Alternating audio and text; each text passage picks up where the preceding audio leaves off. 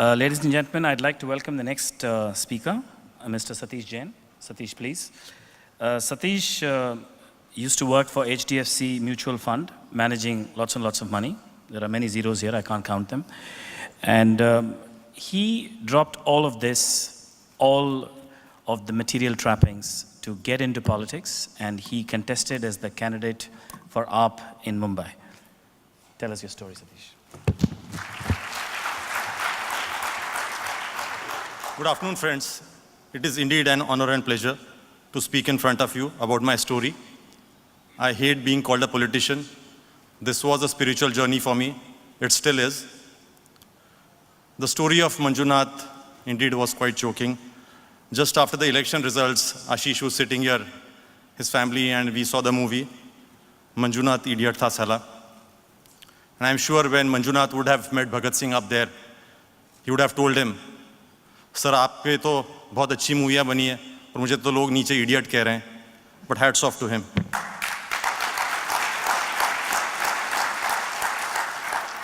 Just before the Manjunath episode, there was this Satyendra Dubey incident. In Bihar, he was an employee of NHAI. He took on the construction mafia. There was a lot of corruption in the road sector. So he wrote a letter to the then Prime Minister, Atal Bihari Vajpayee. And it was an unsigned letter. He attached his biodata with it, talking about the corruption in the sector. And in a major faux pas, the Prime Minister's office sent that letter to the Surface Transport Ministry, who then sent it to the vigilance officer. And instead of taking the corrupt to task, the vigilance officer reprimanded Satyendra, saying that you shouldn't have gone to the Prime Minister directly. In a few days, Satyendra lost his life. He sacrificed his life for the country. The next story I was going to talk was about Shanmugam's story, Manjunath's story. But since they have covered it very well, I'll skip that. And then we had another inspirational story, Santosh Kohli, our volunteer. She worked with Arvind Kejriwal on the Parivartan movement. She took on the Ration mafia. She came from a very poor family. There were several attempts on her life. And with every attempt, her resolve to fight the system grew only stronger.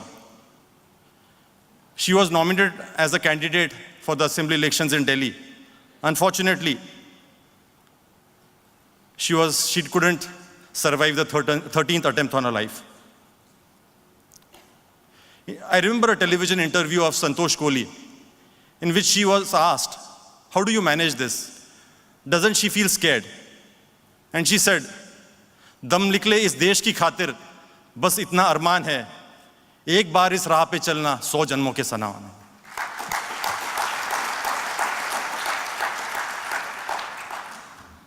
Swami Vivekananda once very famously said that it is not the action of the corrupt people, but the inaction of the good people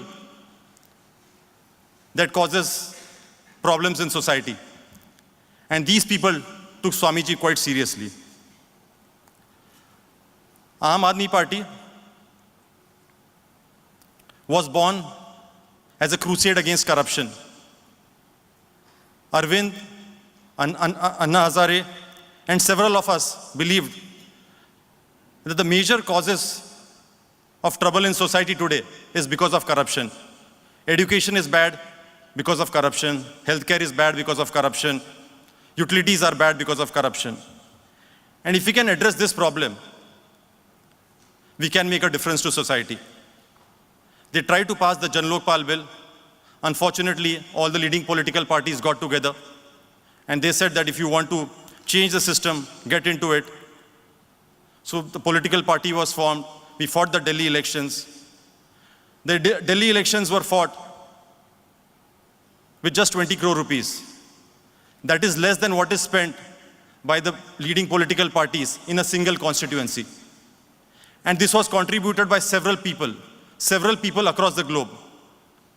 There were volunteers from Singapore. They gave up their jewelry on the Karwa Chauth day. There was Rajan from Singapore. He wanted a birthday gift. He told his wife that I want to volunteer for the Delhi elections. His wife said, "Ja beta, ji le apni zindagi." He came. He campaigned on the trains. There were several of us who were in Delhi. The poor, the thelawalas, the rickshawalas, the jhuggiwalas, they thought that there is hope in this country. And that's what really inspired us to take the next step forward. When we came back to Bombay, it was working on my mind that I should do something full-time. And then we started working on the manifesto, the economic policy. Obviously, most people here think that AAP is socialist. We need a capitalist kind of government. We are really not ready. But I think these are misconceptions. We thought that if corruption, even it comes down by a little, and if the parallel economy is integrated into the mainstream economy, your revenues increase, your expenditure is more efficient, your deficit can go down. And the government needs to be in only the fields of education, healthcare, utilities, judicial system, administration, general administration, defense, and leave the business to the businessmen. That was a very simplistic thing. Because we had read the manifestos of all the political parties, and they were all bullshit. Because they talked about something, if they were in the ruling party, they did something, if they were in the opposition, they did exactly the opposite. Like the NCP, Yogendra ji was talking about it. The NCP manifesto started with that India should be a corruption-free country. We all know who's the most corrupt politician in the country. We got to work on the electricity scam. I personally was involved in it. It was low-hanging fruit. We did a few RTIs. There was a massive theft of coal. Power was diverted from the farmers to the sugar factories and the educational institutions of the politicians. There was misclassification of power. It was a 22,000 crore rupees scam. When this came in the papers the next day, we called it the Pawar scam, the power, in brackets, Pawar scam. The NCP goons attacked our office. What was our reaction? We thought, what would have Gandhiji done in such an instance? So we did a Jhadu Chalao Andolan in front of the NCP offices. So the police, instead of arresting the goons who had attacked our offices, they said that the Aam Aadmi Party workers were creating a law and order problem, and they arrested our volunteers. Reliance filed a 100 crore rupees defamation suit on us, which we are still fighting. Friends, since the bell has rung, I'll have to really move a little fast. The elections that we fought were in a very different way. We had limited resource. So we went door to door. We went to the people. We talked to them about their problems. And the solutions were fairly simple. For example, in Mumbai, people live in matchbox-like houses. They are multi-storied houses. You have to go by an aluminum ladder. And there are families, 4 to 5 families, who stay in 10 to 10 square feet kind of houses. There is no water, there is no electricity. And even if there is, they have to pay to the slumlord. We had formulated a very good housing policy for them. And this was without any subsidies. If it was so obvious to us, why wouldn't the other political parties do it? Because that was low-hanging fruit for them. It was their political vote bank. So they didn't want these guys to prosper. So we connected with the people. We did padyatras. I walked almost 25 to 30 kilometers a day. We stayed in the slums.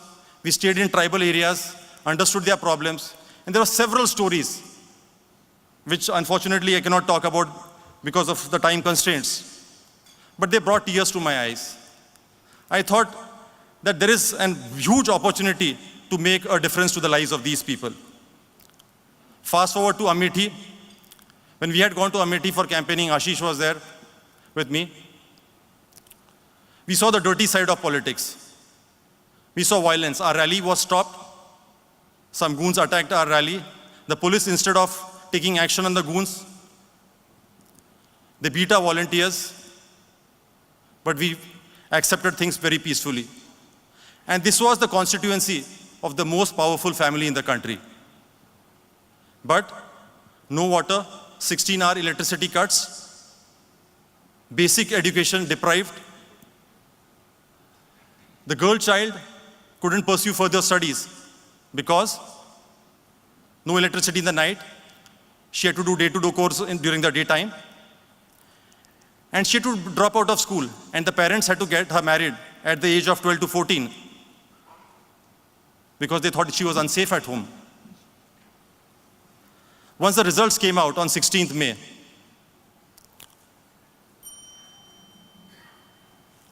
just can you give me 2 minutes more? Thank you.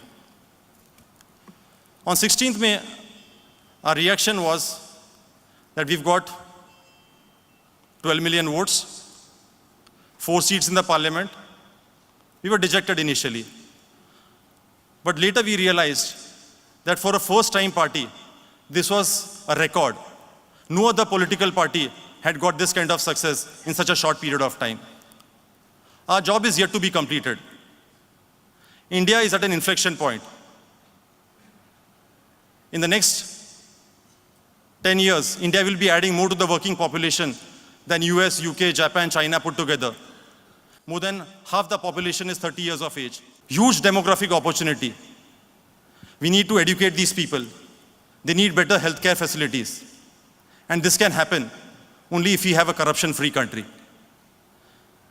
It's a dream that we have, that we will change this country. We are not here for power or politics. If we can help the ruling party make a change, if we can work with them together, I don't think the intent is that, but if we can do that, we have no business to be here. We'll pack our bags and go to where we came from. But I think Aam Aadmi Party has a role to play. We hope you will continue to support this movement the way you have in the past. Thank you for your attention. Thank you for your time. And thanks for watching.